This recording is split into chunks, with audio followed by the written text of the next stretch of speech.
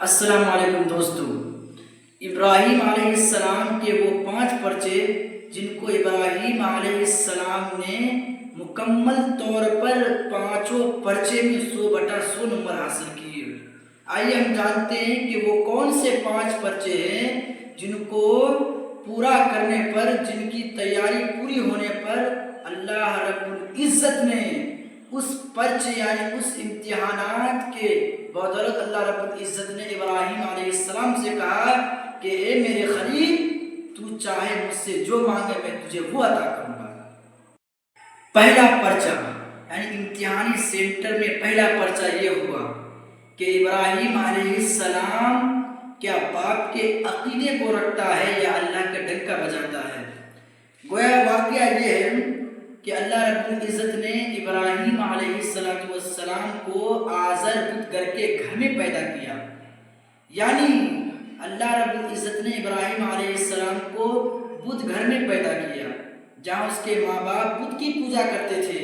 ایک دن ابراہیم علیہ السلام نے اپنی والدہ سے یہ سوال کیا کہ اماں تیرا رب کون ہے؟ ابراہیم علیہ السلام نے کہا کہ تیرا رب یعنی میرا رب تیرا ابا ہے۔ ابراہیم علیہ السلام نے کہا کہ اماں ابا جی کا رب کون ہے؟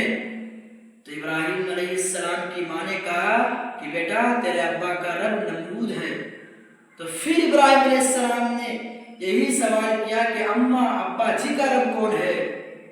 تو اماں نے کہا کہ بیٹا نمرود۔ پھر کہا کہ نمرود کا رب کون ہے؟ تو ابراہیم علیہ السلام کی ماں نے کہا کہ بیٹا پھر ایسی بات نہ کہنا۔ ابراہیم علیہ السلام نے کہا کہ کیوں اماں؟ ماں نے کہا کہ بیٹا نمرود سن لے گا تو غصہ ہو جائے گا، نمرود سن لے گا تو غصہ ہو جائے گا۔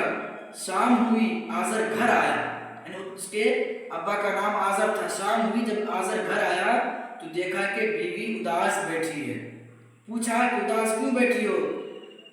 تو ماں نے وہ تمام ماجرا بتلایا جو ابراہیم علیہ السلام سے سوال و جواب کے شکل میں پیش آیا تھا۔ جب آزر نے یہ تمام ماجرا سنا تو اس نے کہا کہ اچھا ٹھیک ہے میں بات کرتا ہوں ابراہیم سے۔ جب آزر نے اپنے بیٹے ابراہیم سے یہ سوالات کیے کہ کیا تم نے اپنی ماں سے وہ تمام سوالات کیے تھے؟ ابراہیم علیہ السلام نے ہاں میں نے کیا تھا۔ آزر نے کہا کہ بیٹا پھر ایسی بات نہ کرنا۔ ابراہیم نے کہا کہ کیوں ابا جی؟ تو آزر نے وہی جواب دیا کہ بیٹا نمرود سن لے گا تو غصہ ہو جائے گا۔ تو ابراہیم علیہ السلام نے کیا کہا کہ ابا جی نمرود تو نامعلوم کب سنے گا مگر میرا رب ابھی سن رہا۔ قرآن کہتا ہے اذ قال لأبيه يا أبت لم تعبد ما لا يسمع ولا يبصر ولا يغني عنك شيئا قال راغب أنت عن آلهتي يا إبراهيم لئن لم تنته لأرجمنك واهجرني مليا قال سلام عليك سأستغفر لك ربي إنه كان بي حفيا۔